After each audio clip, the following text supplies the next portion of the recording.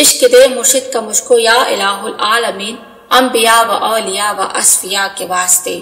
آپ سراج الاولیاء حضرت الحاظ خواجہ صوفی مسجد الحسن شاہ قادری چشتی ابو العلائی جہانگیری ہستی رحمت اللہ علیہ۔ آپ کا قصہ اور تعلیم۔ تصوف کے راستے میں روحانی مرتبے کی بلندی صرف انتہائی ادب اور خدمت کی وجہ سے ہوتی ہے۔ جو شخص اعلیٰ مقام حاصل کرتا ہے وہ اسی ادب اور خدمت کی بدولت ہوتا ہے۔ فقیر سے آگے بڑھنے سے دور رہو اور گھوڑے کے پیچھے چلنے سے بچو۔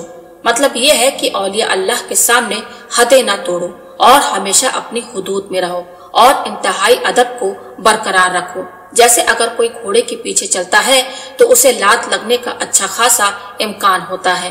الفاظ اور شرمگاہوں کے فتنے سے دور رہو اور اپنی حفاظت کرو۔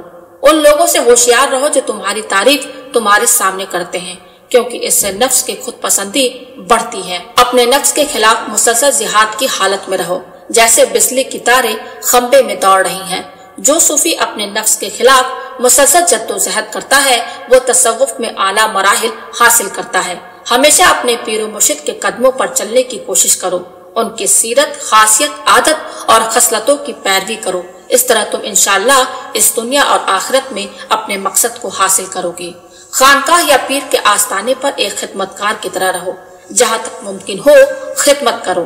اپنے پیر سے قرض یا ادھار نہ مانگو، بلکہ ان کی دعاؤں کو طلب کرو تاکہ تمہاری حالت بہتر ہو سکے۔ بنا اجازت پیر کے آستانے پر زیادہ دیر نہ رہو اور دوسروں کے لیے بوجھ نہ بنو۔ پیر کے آستانے پر خالی ہاتھ نہ آؤ، اپنی حالت کے مطابق کچھ نہ کچھ ضرور لے کر آؤ۔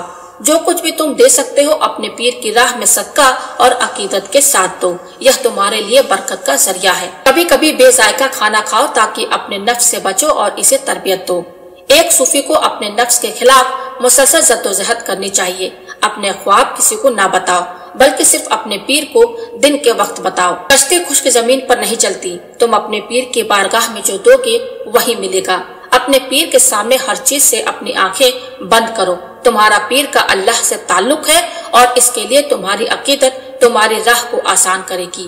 ایک فقیر اس دنیا سے صرف اپنے ضروریات کے مطابق جڑا ہوتا ہے۔ یہ دنیا اس کے لیے ایک مہمان خانہ ہے۔ ایک بار آپ سراج الاولیاء اپنے مرید کو کہتے ہیں، میں نے تمہیں فقیر بنایا ہے، اب خود کو الگ کر لو اور درد، راحت، اداسی اور خوشی کے لیے بے پرواہ ہو جاؤ۔ ضرورت اور حاجت کی صورت میں کسی سے کچھ نہ مانگو، چاہے وہ بڑی ضرورت ہو یا چھوٹی، جیسے ایک ماچس کی تلی یا سگریٹ۔ کبھی بھی کسی سے نہ مانگو، بلکہ صرف اللہ سے مانگو۔ کبھی بھی کسی سے مدد نہ مانگو، چاہے تم زندگی میں زیادہ مشکلات سے گزر رہے ہو۔ حضرت نے پھر اپنے دائیں ہاتھ کی انگلیاں ملائی اور فرمایا، دست طلب ہی 100 عیبوں کا عیب ہے، جس دست میں یہ عیب نہیں وہ دست غیب ہے۔ مانگنے والا ہاتھ 100 عیبوں میں ایک عیب ہے، جس ہاتھ میں یہ عیب نہیں وہ ہاتھ ولی اللہ کا ہے۔ روحانی مرتبے کی بلندی کا تحفظ۔ فقیری ایک پرندے کی مانند ہے۔ یہ جملہ اس بات کی وضاحت کرتا ہے کہ فقیر کی روحانی حالت ایک پرندے کی طرح ہوتی ہے۔ جب ایک شخص روحانی بلندی حاصل کرتا ہے تو اسے اس کی اہمیت اور ذمہ داری کے بارے میں آگاہ کیا جاتا ہے۔ اگر وہ اس کی قدر نہیں کرتا یا اس کی تعلیمات پر عمل نہیں کرتا تو وہ اپنی حالت کو کھو دیتا ہے۔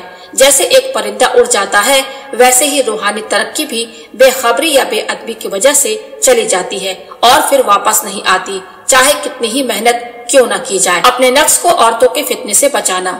ایک بار ایک مرید آپ سراج الاولیاء کے ساتھ دائیں جانب بیٹھے تھے۔ 2 خوبصورت خواتین آئی اور احترام کے ساتھ سلام کر کے بائیں جانب بیٹھنے کی اجازت مانگی۔ حضرت نے انہیں کہا کہ وہ حجرہ میں جا کر پیرانی امی کے ساتھ بیٹھے، لیکن وہ واپس رہ گئی۔ اس بار حضرت نے دوبارہ ان سے کہا کہ وہ اندر جائیں، پھر وہ چلی گئی۔ ان کے جانے کے بعد حضرت نے فرمایا کہ یہ عورتیں کئی مردوں فقیروں کو اللہ کے راستے سے بھٹکا چکی ہیں اور ان کی روحانی وجود کو تباہ کر چکی ہیں۔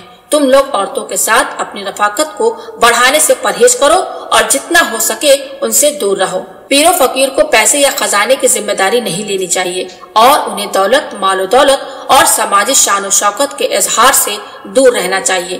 تصوف کے راستے میں 3 اہم چیزیں: صبر، قناعت اور توکل، اللہ پر پکا یقین۔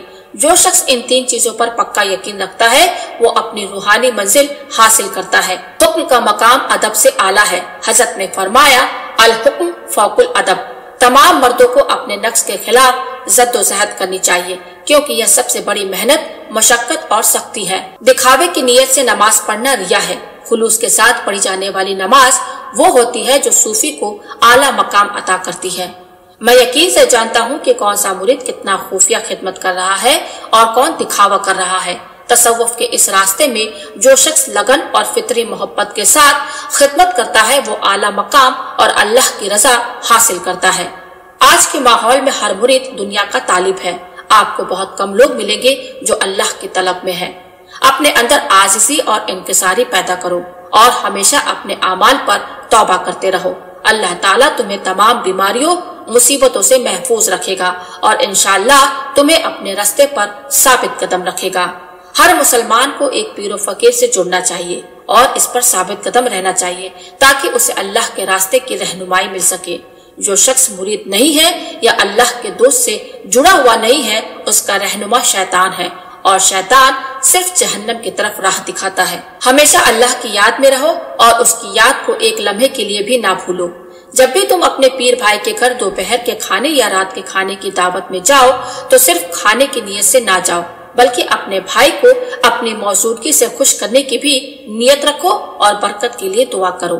ہفتہ وار حلقہ ذکر کی خانقاہ میں شرکت مریدوں کے لیے بہت اچھی ہے اور چھٹی اور اس شریف میں شرکت اس سے بھی بہتر ہے۔ آپ سراج الاولیاء کا لوگوں اور ان کے ارد گرد کے ماحول کے ساتھ برتاؤ ایک اعلیٰ مثال اور سلسلہ قادریہ، چشتیہ، ابوالعالیہ، جہانگیریہ، عنایتیہ اور حسنیہ کی براہ راست تعلیمات کا نمونہ تھا۔ مثال کے طور پر سرکار ہمیشہ وقت کے پابند رہتے تھے۔